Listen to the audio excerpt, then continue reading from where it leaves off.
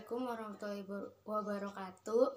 Saya Seviana Zulfawalia ingin menjelaskan presentasi tentang standar pengendalian dan manajemen kontemporer dari kelompok 8 yang beranggota Dwi Sulistyawati, Mariska Sulistyawati, dan Seviana Zulfawalia. Pengertian.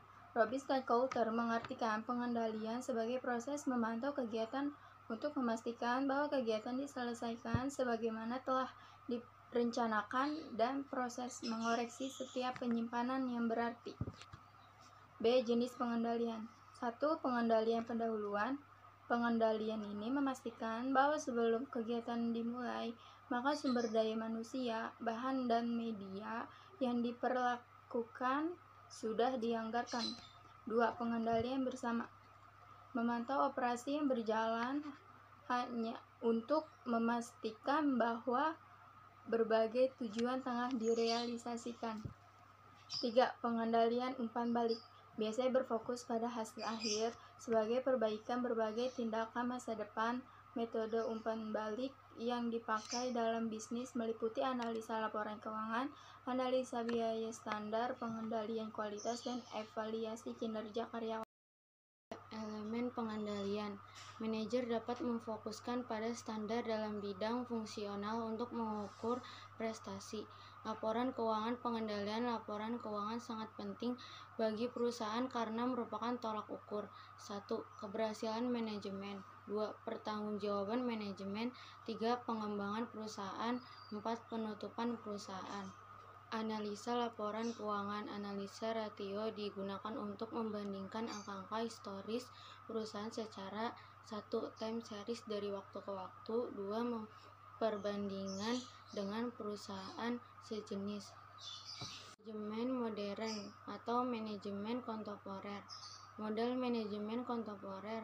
1. Model type Z. William Aunci mengemukakan bahwa perusahaan Amerika dan Jepang berbeda dalam 7 dimensi yang terpenting, yaitu A. Lama masa kerja. B. Cara pengambilan keputusan. C. Letak tanggung jawab. D. Kecepatan evaluasi dan promosi. 2. Gerakan ekselensi. Peters dan Wasserman mengatakan bahwa perusahaan-perusahaan tertentu yang ekselen atau mereka yang memiliki kesuksesan yang telah berlangsung dalam jangka panjang melakukan banyak hal secara sistematik yang membuat mereka terpisah dari perusahaan lain. Karakteristik dasar yang mungkin memicu ekselensi. A. Melakukan sesuatu tepat pada waktunya, kewirausahaan. B. Tetap dekat dengan konsumen. C. Mempromosikan otonomi. D. Memaksimalkan produktivitas pekerja. 3. TKM sebagai komitmen budaya organisasi untuk memuaskan pelanggan melalui penggunaan sistem terpadu dari perangkat teknik-teknik dan pelatihan histori. 4. ISO 9000 dan ISO 14000. Ada 4 macam standar yang diberikan. A.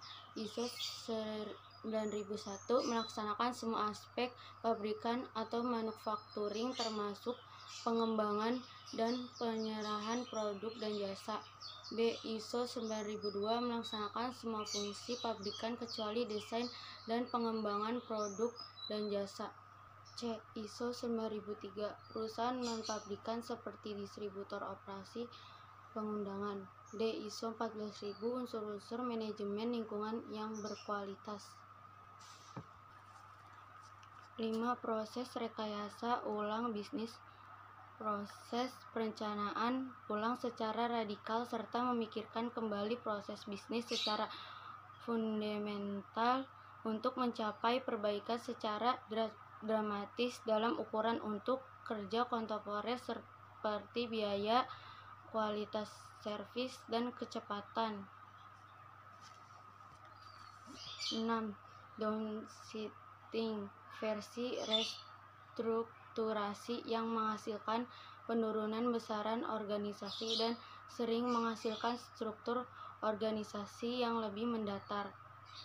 Pada dasarnya, downsizing dapat dimanfaatkan oleh perusahaan yang sedang menjalankan rekayasa ulang sebagai salah satu usaha untuk membuat perusahaan menjadi lebih fleksibel, efisien, efektif, Downsizing dapat meningkatkan efisiensi karena biaya upaya para manajer menjadi berkurang dan proses pengendalian keputusan menjadi lebih cepat daripada sebelumnya.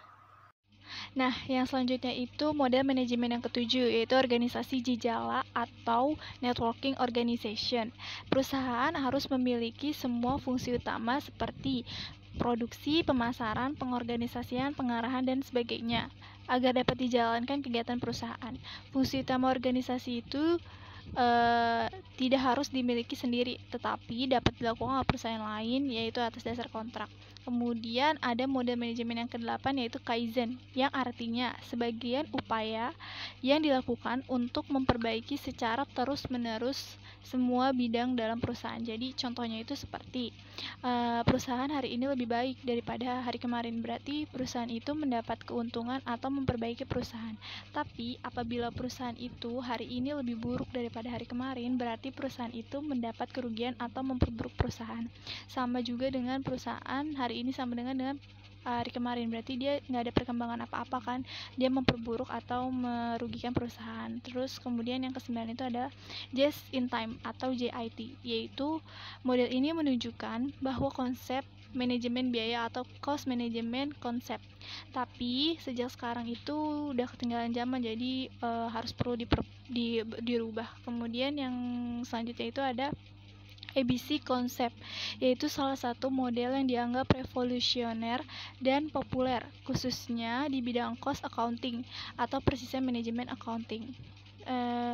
Activity based accounting atau ABC. Model ini telah diaplikasikan sebagai besar perusahaan di Amerika dan dinilai telah mampu meningkatkan efisien dan daya saing produk Amerika terhadap produk asing, khususnya Jerman dan Jepang. Terus malah model ini dianggap lebih bermanfaat dibanding yang tadi JIT yang dinilai sebagai produk Jepang. Terus dalam akuntansi dia juga memiliki 3 unsur untuk menghitung biaya produksi. Yang pertama adalah biaya langsung, biaya upah langsung, dan biaya overhead. Nah, biaya upah langsung itu biaya yang pertama itu adalah biaya langsung. Biaya langsung itu yaitu biaya yang dibebankan terhadap berkaitan dengan objek, sedangkan biaya upah langsung adalah biaya untuk gaji pekerja yang bekerja langsung atau berkaitan langsung dengan produksi. Sedangkan yang ketiga itu adalah biaya overhead, yaitu biaya lain-lain atau biaya tambahan yang tidak terkait dengan biaya produksi. Kemudian yang 11 adalah balance scorecard menurut Kaplan and Norton, yaitu bahwa balance scorecard berfungsi sebagai pelengkap dan bukan sebagai pengganti pengukuran kinerja keuangan tradisional karena data keuangan tetap dipertahankan. Nah, sekian dari presentasi kami, kurang lebihnya mohon maaf. Assalamualaikum warahmatullahi wabarakatuh.